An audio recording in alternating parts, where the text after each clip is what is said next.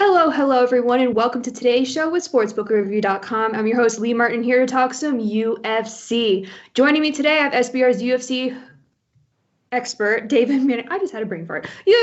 SBR's UFC expert, David Mannion, and MMA Mania's lead host, Matt Ryan. Now, before we get into all good, juicy stuff relating to UFC, I just have a few things to mention regarding the Super Bowl this upcoming weekend. We will have an SBR trivia contest that's been starting since Monday and will go all the way up until Sunday, Super Bowl day. It's every day on SBR's Twitter at SBR Sports Picks. And all you have to do is find our daily trivia, quote the tweet with your answer, and then hashtag SBR Super Bowl. And then every day the trivia will end at 9 p.m. Eastern Time. So be sure to find that trivia and respond to it. You're entering for a chance to win $1,050 pool prize. It is super fun and simple, so definitely join in on that. And also, I have been waiting for this moment since last year. SBR's poker tournament. It'll be this Saturday, February 6th, the day before the Super Bowl.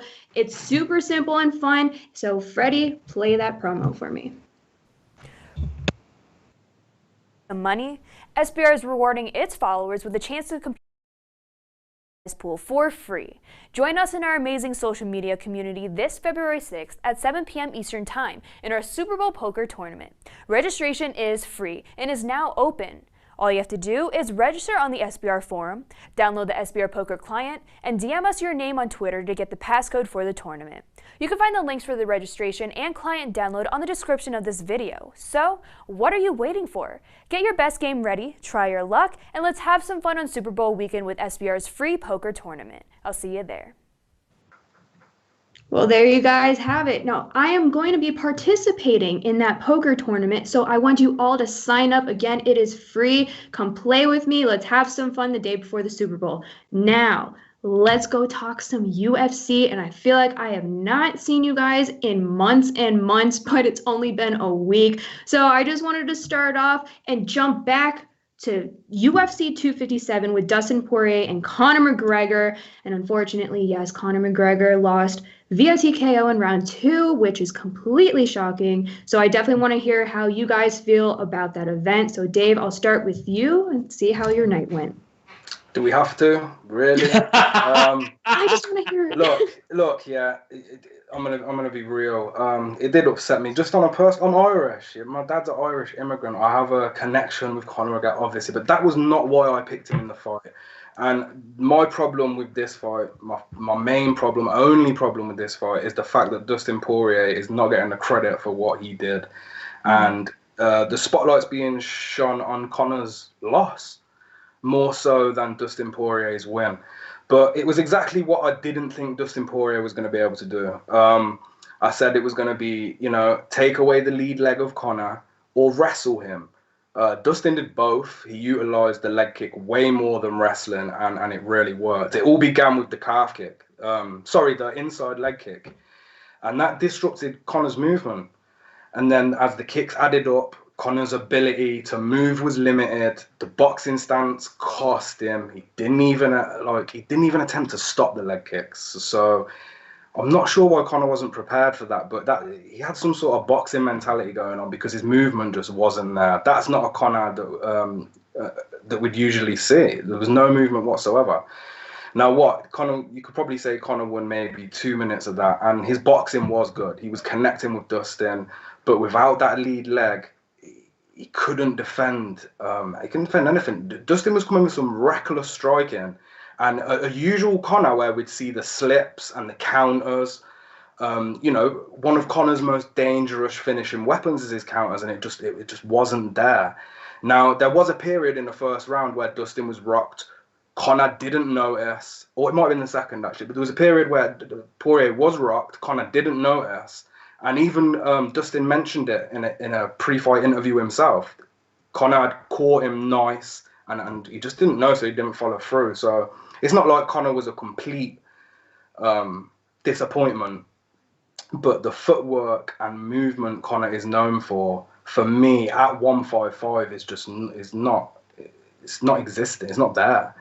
And in terms of my own breakdown, I still don't think I would have picked Poirier to win. But if I'd have paid more attention to the southpaw stance of Poirier, that's something where it might have clicked with me, and I would have given him some more respect. Conor's counter striking is always limited once he's faced with a fellow southpaw striker.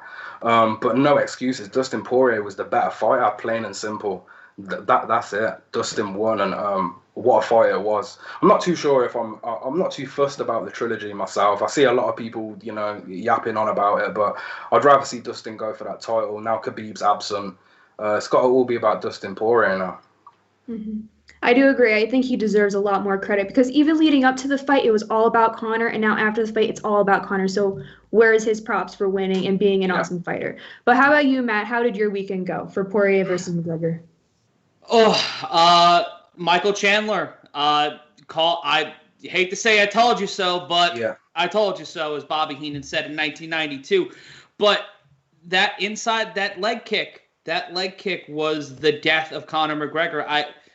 Conor McGregor, as we see, is still the biggest name in mixed martial arts. He's still the biggest name in combat sports. Took the loss like a man, took the loss on the chin, keeps it moving, keeps it going. But for me, I think that, Dustin Poirier, Michael Chandler is the fight to make at 155. I would not be surprised if Conor McGregor moves up full-time to 170. I feel like he's going to be more comfortable there.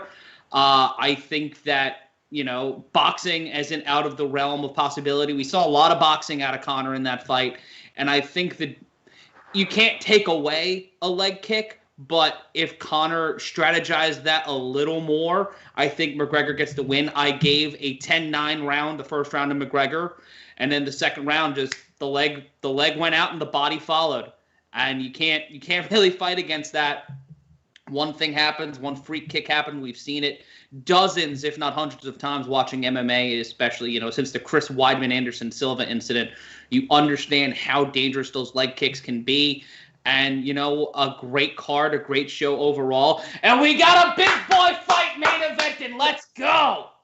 Yes, and that when I was preparing for the show for this upcoming weekend's fight, all I was thinking about was you, because I know you're going to be so pumped for this because we got a heavyweight main event. But interesting comment in the chat by Gabriel Katz. He said Conor McGregor is overrated. And if Dustin Poirier knocked him out in the second round, Mayweather could have done it in seconds. So that's more disrespect to Dustin Poirier again, and that's just not what I've been feeling. Justin is a good fighter and proved a lot of people wrong. Exactly. But let's move on to this upcoming weekend. And I was looking into the schedule, and man, we have a lot of great fights coming up. So we're gonna have a lot of fun. But before I get ahead of myself and get too excited, we have this weekend. Okay, we have Alistair Overeem versus Alexandre Volkov, heavyweight fights. But let's just jump into the main card breakdown. I will start off first with lightweight Carlos Diego Ferreira versus Beneil Dariush. I haven't heard his name in so long. Via BetOnline, Ferreira is -110 and Dariush is also -110. Dave, if I can have your breakdown and pick for that first fight. Yeah, this is a great fight to kick off the main card. It really is. Carlos Diego Ferreira, 17-2-0. Beneil Dariush, 19-4-0. They are championship-worthy records, right? So Ferreira trains out of Fortis MMA, is a Brazilian. My problem with him is his inactivity. He's 36 now. He's getting on a bit. And, we must note this fight is it's a rematch. Ferreira's trying to avenge a loss that he took to Dariush back in the day, and the first time these two fought was very one-sided. BJJ background for Ferreira, but it was hard for him to utilize against a wrestling heavy, strong fighter in Beneil Dariush. Ferreira, he has built up a decent striking offense over the years. He gives a lot of pressure that will usually assist him into finding his way into that range. So then it offers up a grappling exchange.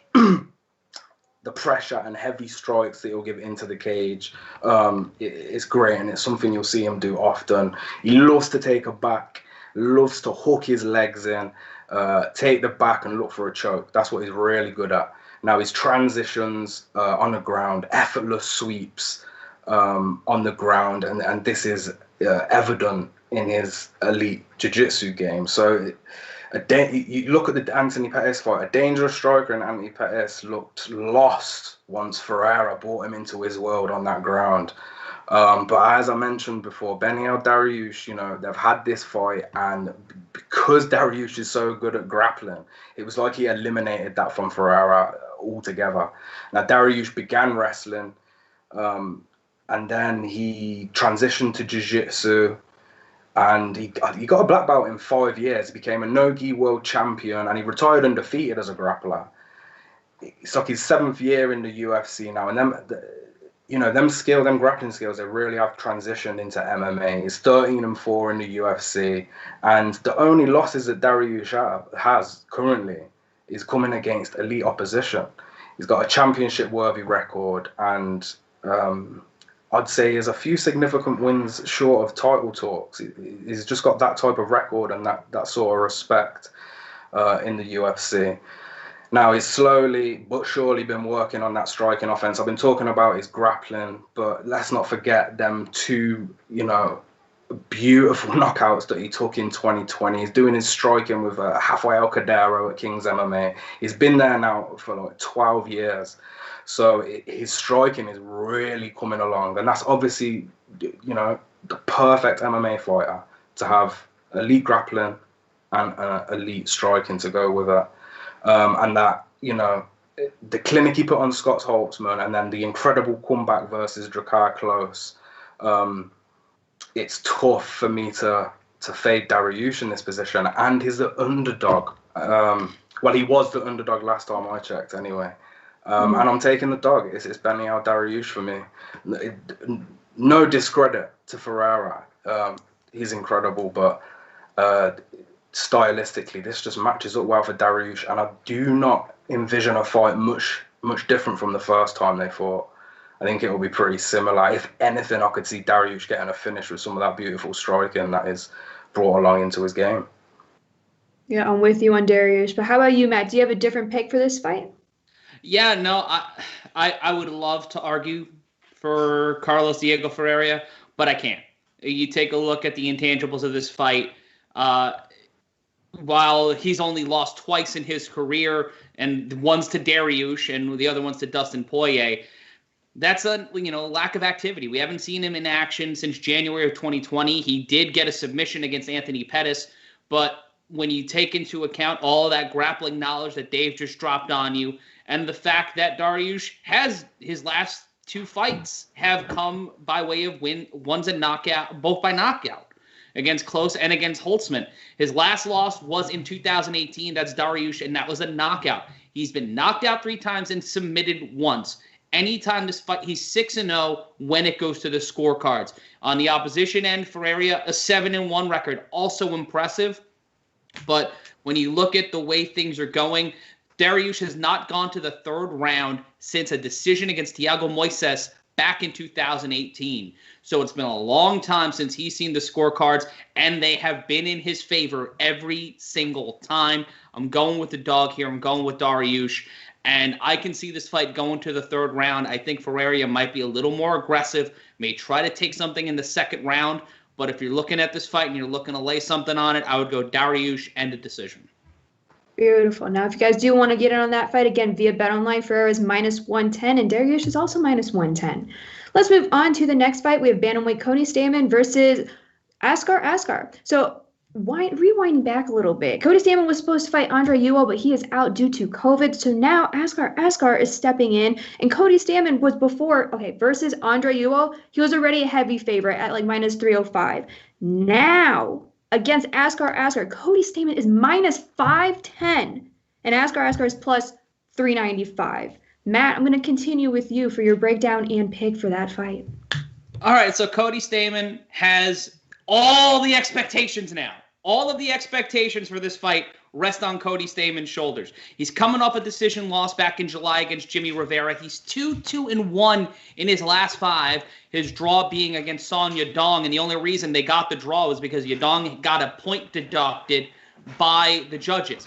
His last stoppage win was in 2017. He's knocked out 6, tapped 2, and won 11 fights by decision. For Askar, which is a fantastic MMA name. It is his UFC debut, but he has been active. He fought in October. He got a decision win while fighting in the LFA. His only loss in his career was a knockout, so we know he has a chin. We know he can get chinny, but 5 wins he's got 5 stoppage wins, 5 decision wins, and 1 submission win in his career.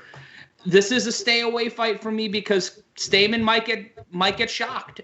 There's heavy odds on it, and anytime there's a lot of heavy odds, there's always a bound for a little chicanery and a little falderall. If I'm looking at this, I would put Askar in a parlay. I would take the underdog, put him in a parlay, see if you can get it going with one of these other fights on the card. I think that would be a great opportunity. And you know what? I like a little chaos. Let's see what happens. If I'm looking at this fight, if I'm looking to lay something on it, I might be going Askar, and I might be going with the upset here. Okay. Well, how about you, Dave? Do you think Cody Stamann should be minus 510, or do you agree with Matt?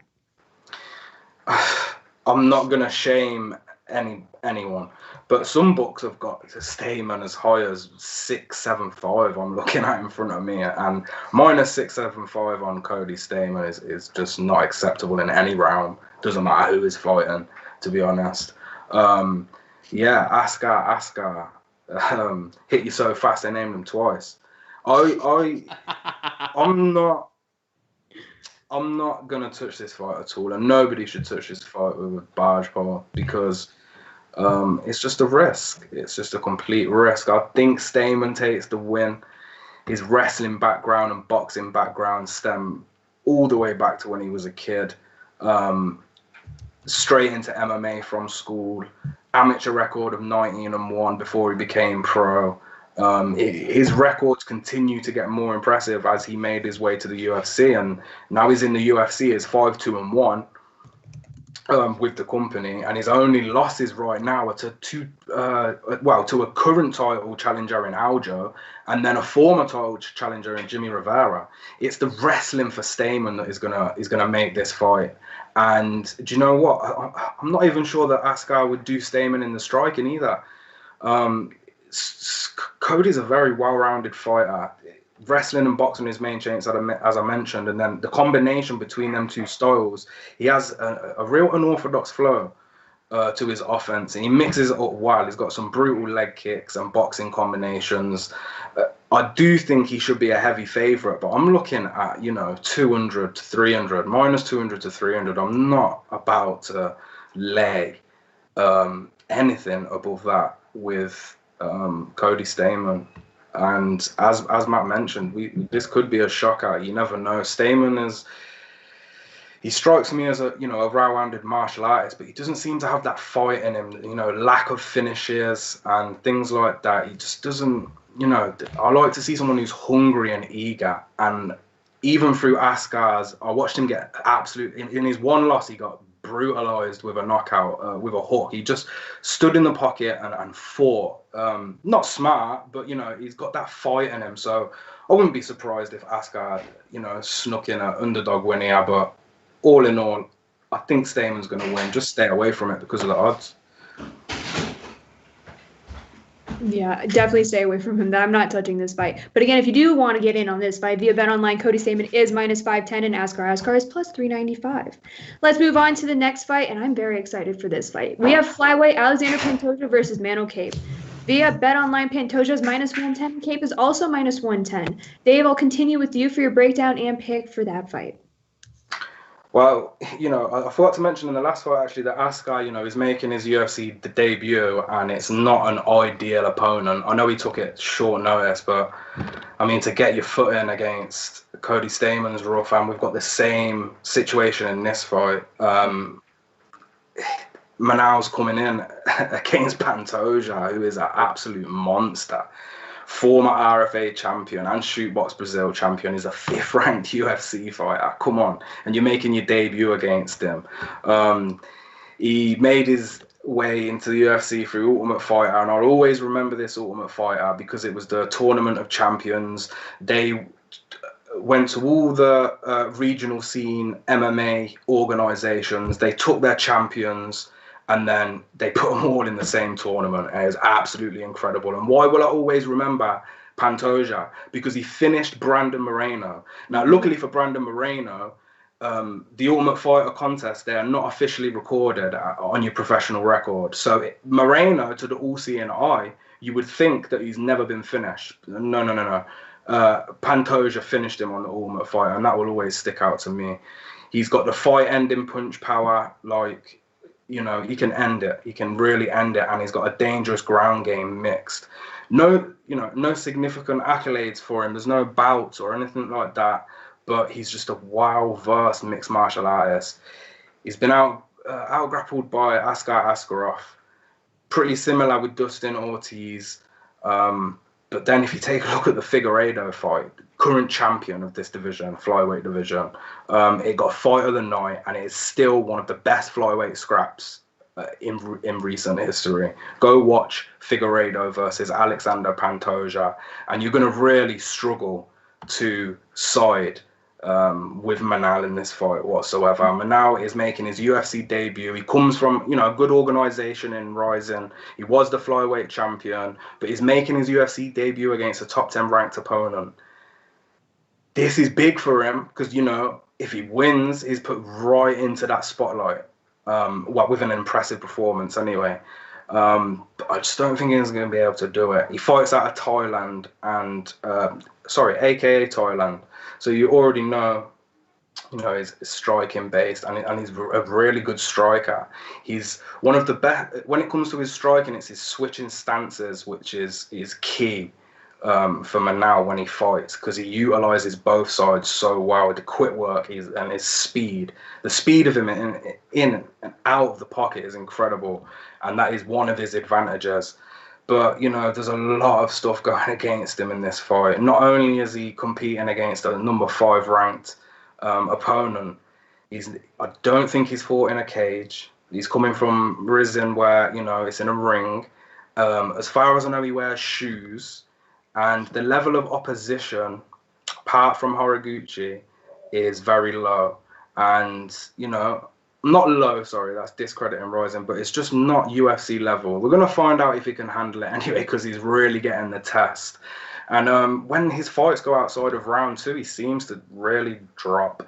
And you'll notice that all of his losses that he's suffered exceeded that time limit that I just mentioned. The 5 to 10 minute mark is not good. And then another thing going against him is his inactivity. He hasn't fought since 2019 in a professional MMA fight. So this is a rough debut, in my opinion. But he is such a good striker. He could get something surprising. You know, anything can happen. But for me, it's Pantoja in this one. I think Pantoja is going to utilize his grappling, probably get him to the floor and submit him. All right. Well, how about you, Matt? Do you agree with Dave, or do you have a different take for this fight? You know, Kape, he had, he fought Horiguchi, who was at one point a Rizin and Bellator champion. He's got some pretty good credentials coming into this fight on a 3-fight win streak, all by knockout. But yeah, I got to go with Pantoja here. That fight with Figueiredo is a big sign. Anybody who can go toe-to-toe with Figueiredo, as we've seen, it is difficult. It is possible, but it is difficult. And take the shots. Yes. Yeah, and eat those shots. Kape's never been knocked out. While, when it comes to decision, Pantoja has had, 6 decision losses. All of his UFC decisions, all of his losses were decision losses throughout his entire career. Every single time Pantoja stepped into a fight and gotten the loss, it's been by way of decision. He's knocked out 8. He's tapped out 8. He's going to get a win here. I think he gets it by submission. I think Kape opens himself up. He's been under the bright lights before. He knows how to fight on a major stage, but this is different. The situations are different. It's his debut in the UFC. I'm going to side with Pantoja here. I'm going to side with the veteran. Wonderful. Also, you guys keep talking about Figueiredo and Pantoja, and I literally just retweeted a clip of Pantoja fighting Figueiredo, and Figueiredo threw this huge uppercut and nailed him in the chin, and he just ate it and kept going. So that man is tough. But again, if you guys do want to get in on that fight, again, via BetOnline, Pantoja is -110 and Kape is also -110. Now, moving on to the next fight, we have lightweight Michael Johnson's versus Clay Guida via BetOnline. Where is your name? Johnson is -210 and Clay Guida is +180. Matt, I'll continue with you for your breakdown and pick for the next fight. All right, so as you do your research, you go to the Google machine, as I do every single week, and when you type in Clay Guida's name, you get that, like, what are the most common questions regarding Clay Guida? If you're looking on Google, it is Clay Guida still fighting, and is Clay Guida retired? Now, I'm not saying that because I'm not messing around with him. He looks like a caveman. Yeah. I don't screw around with that. But coming off of 2 straight losses, one a submission against Jim Miller, the other a decision against Bobby Green. His last win was against BJ Penn by decision at UFC 237, and no disrespect to BJ Penn and all the stuff he's going through, but a post-peak BJ Penn, and you got to go all 3 rounds. You got to go 15 minutes to get a decision. He's not had 2 consecutive wins since 2011, more than 2 consecutive wins. And his longest winning streak was against Joe Lozon and Eric Coach. He's 2-3 in his last 5. For Johnson, he's 1-4 in his last 5. And, you know, it's a submission against Thiago Moises, a majority decision against Stevie Ray, and a knockout by Josh Emmett, making up the majority of those 3 straight losses. His last win, in going back into the Wayback Machine, is against Artem Lobov of BKFC and Paulie Malignaggi fight fame. I got spat on at that press conference at the Midtown Dave & Buster's, so, you know, that's always fun. This is pre-COVID, thank God. But Johnson's not won 2 consecutive fights since 2015. He's got a knockout win over Dustin Poirier, but that's in 2016. He's been dropped by Justin Gaethje. He's got a submission loss against Khabib. This is a stay-away fight for me. This is a Legends Tour fight. Like, it's great to see 2 of the guys who helped build the lightweight division or helped build the UFC in action here. But if I had to pick, I would pick a draw. But this is a stay-away fight for me. I don't know how Dave feels, but this one's it could either be a legendary fight between 2 old guns, or it's just going to be a lot of plotting around. All right. Well, how about you, Dave? Is this a stay-away fight for you, or do you have a specific pick for this fight? No, I'm going to put my trust in Michael Johnson one more time. He has been very hard to trust in recent years. Early, you know, career victories against Dustin, Edson Barboza. We know how talented Johnson is. The problem is the guy can't defend a damn submission. His Brazilian jiu-jitsu just seems to be non-existent. But right now he's facing Clay Guida. That's a drop in the level of competition. Maybe not Clay Guida 8 or 9 years ago, but, you know, a 39-year-old Clay Guida who's been through absolute wars with everyone. It's tough to think Guida can get anything out of this fight at all. Guida is a legend in his own right, but at this age, I think he's making his 30th walk in the UFC, and that's a whole lot of fights, and that's a whole lot of punches that you've took to the head. And, you know, he's way past his prime. Not only is he way past his prime, he's been fighting, you know, against the elite guys, and I can't see him winning this fight. The skill differential here is definitely favouring Johnson, in my opinion. Odds makers were obviously a bit worried because we're not seeing some ridiculous line on Johnson. It's going up now because people are betting it, but, you know, for a nice little parlay piece, I do like Johnson here. He's the more technical striker. Go watch him knock out Dustin Poirier. And I think he'll have the advantage on the feet here. He's got NCAA, it's a junior NCAA wrestling background. And I think that area favours him too. I just don't see a path to victory for Clay Guida in this fight. It's a good one, 2 legends, I love it. And put it on the main card, give me this just before the main event. I'm really here for this fight. Hopefully it doesn't end up, you know, as 2 beaten fighters, you know. I don't think that will happen. I think we're going to get a good one. And I'm taking Michael Johnson. Beautiful. Now, again, if you guys do want to get in on this fight via BetOnline, Michael Johnson is -210 and Clay Guida is +180. Let's move on to the co-main, and I am excited for this fight as well. We have Bantamweight Cory Sandhagen versus Frankie Edgar. Via BetOnline, Sandhagen is -365 and Frankie Edgar is +300. Dave, I'll continue with you for your breakdown and pick for the co-main. Yeah, I could talk about Frankie Edgar all day long, and you know, I could talk about Cory Sandhagen all day long as well. But I'm just gonna get to the nitty gritty. For Sandhagen, he needs to use his reach, use his size advantage, which he has a huge amount of in the bantamweight division. It's ridiculous. It's like, who allows this man to come in here and bully everyone at that size? It's ridiculous.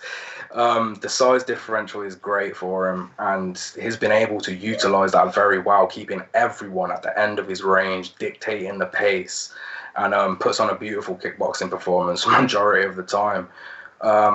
I don't think we're going to see anything out of the ordinary from him. I think it's going to be straight up kickboxing from Sandhagen and, you know, bring Edgar into that fight, which we've seen happen multiple times, and try draw out a knockout. That's it. Whereas Frankie Edgar is coming on the opposite end of this, and he really needs to utilize his wrestling. He's got all the tools, Frankie Edgar. His striking's had a lot to be desired because it was more boxing based early on in his career, but it is coming along. He doesn't make the same mistakes that, you know, he once has. His striking is certainly, he's always had the, you know, power to knock somebody out, but it's his footwork and his movement, head movement and footwork's been a bit questionable. It's not the same as in a boxing ring when you're in a cage in MMA. But yeah, Edgar has effortlessly, he has just wrestled everyone through his entire career, and you're not going to see many that have escaped the grappling of Edgar. These odds are very disrespectful to Frankie Edgar, and I know he has took some dangerous losses against younger fighters who have just got, you know, more years on them and not as much damage, and, you know, their longevity has not been as damaged as Edgar's has, but when it comes down to it, this is an over-under for me. I think the over is going to have some value in it because people are going to expect Frankie Edgar to get dropped quick, you know, within the first round. And we're now seeing Edgar close to plus 400 at some books. I can't ignore this price. It's either dog or pass or take an over, depending on the price for me in this fight. I can't lay it with Cory Sandhagen, no matter how good I think his striking is. Of wrestling base is what's dominated this sport since day one, and I can't ignore that with a guy like Frankie Edgar. So it's probably a stay away totally for me. Mm-hmm. But I'd rather play the dog, in my opinion, or, like I said, take the over. Yeah, so I'm looking at the props for it right now. Cory Sandhagen versus Frankie Edgar to go the distance. Yes is minus 180. No is plus 150. So the yes is looking good. I already took them to go the distance, so we'll see. But Matt, how about you? What's your breakdown and pick for the co-main? Yeah, this is also like one of those weird fights. Like, for me, this is another stay-away fight. Frankie Edgar, you know, he got a win over Pedro Munoz back in August. Stopped the 2-fight losing streak, which included Max Holloway piecing him up in a Chan Sung Jung decision, TKO. Sandhagen's riding a wave of momentum here. I think this goes the distance. Yeah, I think that Edgar gets his 7th decision loss, to be quite honest. Yeah. Yep, well, I'm with you on that one. But if you guys do want to get on this fight again via BetOnline, Sandhagen is minus 365 and Edgar's plus 300. But let's move on to the main event. And Matt, I know you're so excited to talk about this, but we have heavyweight Alistair Overeem versus Alexandre Volkov. Via BetOnline, Volkov is minus 195 and Overeem is plus 170. And I'm going to tell you, I love this dog value on Overeem. But Matt, I will start with you for the main event. If you can give us your breakdown and pick, please. I'm going to go with Alistair Overeem here. I'm going with Reem. Volkov is, a great athlete, a tough guy, a guy who can bring the fight. But for me, it's pretty much all. I think Overeem's going to run. He's going to run one hell of a fight. And I think that the 2-fight winning streak with wins over Sakai and Harris. Mm-hmm. So I think that's going to be a big key for him. I think that's going to be the fight. I'm sorry, Olive the Wonder Dog has just come in and tried to bite my pants, so she's letting me know, hey, move it along, stupid. You've made your point. But Volkov's a great fighter, but for me, it's all Overeem. I think it's all Overeem. He's Alistair freaking Overeem. Yeah. Yeah, no, I'm all over Overeem as well. And I actually wrote an article about it, so if you guys want to read it, just go to sbrpicks.com/UFC and check out my article. But Dave, I would love to hear what you have to say about the main event. Yeah, I should be an Overeem fan because he was born in England, but he never represented us because he was raised in the Netherlands, I think, from a child. So He don't care about England, so we don't care about him much. But yeah, he's one of the most decorated heavyweights that has fought for the UFC and just never captured the gold. He was a dream and Strikeforce heavyweight champion, but when he came to the UFC, he just never reached that title, and it's a damn shame. He's saying now this is one last run, but the fighters in front of him, between Alistair Overeem and that championship, I don't think he's going to do it, but he can certainly win a fight against a guy like Alexander Volkov. Now, Volkov is huge, scary-looking Russian dude, and this guy is creeping up on the top 5 of the heavyweight rankings. Between Volkov and Overeem, the amount of fights that they've had is ridiculous. It's nearing 100 fights shared between them. The experience is vast. But the experience is definitely favouring Overeem because this guy has been fighting professionally since the age of 20 against some of the most notable heavyweight and light heavyweights in MMA history, not UFC history, in MMA history. Overeem has fought the who's who of heavyweights. The path to victory in this fight, it was laid out by Curtis Blades: avoid striking exchanges and exploit Volkov's wrestling defense. Fortunately for Alistair, his grappling offense is really good, and he's going to be able to use takedowns, use grappling against the cage to slow Volkov down, which is exactly what he needs to do. Volkov struggles with knockout artists, strong grapplers, and that's 2 attributes that Overeem is ticking right now. Yeah, so how can Volkov win this? He's going to have to utilize his strike, and I just don't think he's going to do it because Alistair is such a good kickboxer. He's going to have to keep Overeem at range, and, similar, to fighting a guy like Conor, he's going to have to attack them leg kicks, mix up his kickboxing until, maybe Overeem gives him the chance for the knockout. But I don't think it's going to happen. I think we're going to see Alistair Overeem grapple. Alistair is a smart fighter. He knows what he has to do. When he has confidence in his strike, and he will strike, against guys such as Brock Lesnar, which is still one of my favorite finishers in UFC history, when he hit him with that liver kick. Reem. It's got to be Reem. I think he can match Volkov in the striking, and when it comes to grappling, Volkov just seems lost. Anytime Volkov comes up against strong grapplers, he just does not do well. One that sticks out is probably the Roy Nelson scrap. He just doesn't handle grapplers very well, and Overeem's a good grappler, and he's the dog right now. Mm-hmm. You can also, I also see this fight going a few rounds too. I do think Overeem can get the finish, but I also see it, maybe 3rd or 4th round. And I gave a pick out on SBR. Fight starts round 3 at -120 with Bet Online. So that's one of my main picks for this fight. But I also believe that Overeem's going to win, and the dog money is beautiful. Beautiful. So yeah, Joseph Gomez in the comments actually asked inside the distance. So there's your answer for that. But let's just move on, because Gabriel Katz also asked, are there any locks on this card? And Dave, I'll continue with you for that question. Are there any locks? I mean, oh, there isn't. And I give these precise picks on Twitter, and I do give my locks every time, and more often than not, there is a lock. This card, not so much. If I was forced, I think maybe I really like Pantoja this weekend.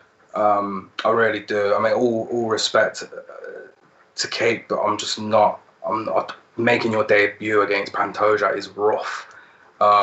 So, gun to the head, Dave, give me one pick that I'd probably say Pantoja from the main card. And as for the undercard, there is a few heavy favorites, which, are quite risky, like Youssef Zalal.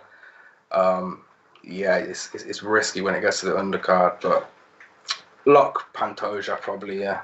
Alexandre Pantoja. All right. Well, how about you, Matt? Do you have any top prelim fights that you're looking out for, or do you even have a lock on this card as well?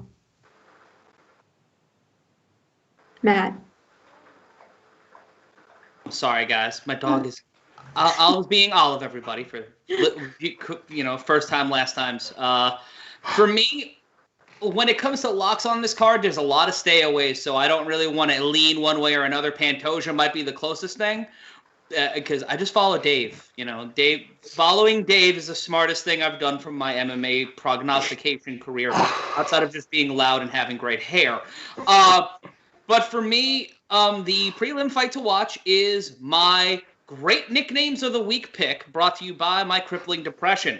Devontae Smith and Justin James. I like this fight for two reasons. Devontae Smith's nickname is King Cage, and Justin James is the Guitar Hero. Now, if this was 2005, everybody would be Guitar Hero, but Justin James has taken that mantle and decided to run with it. This fight's going to be one of the more interesting ones on the prelims. The prelim card has been mixed and moved because of COVID. But this is the prelim co-main event, and it's a catchweight bout. I believe it's going to be at 150 pounds. So if you're looking at the weird fight of the night, it's going to be Smith and James on the prelims. We've got a light heavyweight fight on the card, and a lot of got two female fights bookending it here. But for me, I think it's that. Or if you like Youssef Zalal, yes. He'll be in action going up against Seung-Hyun Woo, I believe. Yes. I was trying to make sure I got that name right. But yeah, Sung-Woo Choi, I apologize. Sung-Woo Choi in a featherweight fight. So either get yourself a piece of Youssef Zalal or watch a guy named Guitar Hero fight someone who calls himself King Cage in what feels like an internet message board battle. I feel like that our MMA has two guys with that exact same screen name. So if you want to watch two Redditors punch each other about the face and neck, Devontae Smith and Justin James is my prelim to watch. All right, well, there you guys have it. I do like Youssef Zalal also. I haven't seen him fight in a while, actually. But that's all we have for our main card breakdown and also our top prelim fights. Again, if you are not following the guys on Twitter, I highly recommend giving them a follow. You can follow Dave at @DManion_, and you can follow Matt at MRyan Consulting. And then while you're at it, just give SBR a follow at SBR Sports Picks. And also, do not forget about all of our Super Bowl fun. You have SBR's Trivia Challenge every single day up until the Super Bowl. And then we have this upcoming Saturday, our poker tournament for the Super Bowl, and it's going to be a blast. All right. So for more breakdowns and picks from all of SBR's UFC experts, just go to sbrpicks.com/UFC. And I hope you guys have a wonderful fight weekend. We'll see you next week for Kamaru Usman versus Gilbert Burns, and that's going to be a great event to talk about. So until then, I wish you all the best of luck.